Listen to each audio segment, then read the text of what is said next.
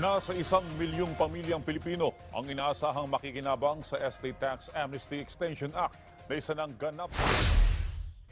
Good news, Pilipinas, dahil extended na until June 14, 2025 ang availment ng estate tax amnesty na naipasa into law last August 5, 2023. Another 2 years ang isinabatas na extension na ito at pinalawig din maging ang coverage na pwedeng makapag-avail ng amnesty mula sa December 31, 2017, ginawa na itong May 31, 2022. Ibig sabihin, lahat ng namatay on or before May 31, 2022 ay sakop na ng naisabatas na amnestiya.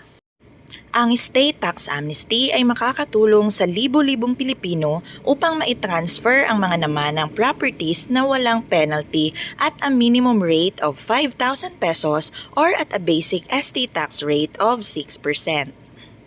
Napakaling tulong po nung pag-extend nila ng coverage ng estate tax amnesty to May 2022 kasi ibig sabihin mas maraming Pilipino yung makakapag-avail ng amnesty na ito kasi dati yung coverage lang is until December 31, 2017, meaning yung namatay ng 2018 up hindi na siya pwede makapag-avail ng amnesty tax. So for this time, extended nila to May 31, 2022 yung coverage, meaning lahat ng namatay on or before that date ay pwede nang makapag-avail ng estate tax amnesty.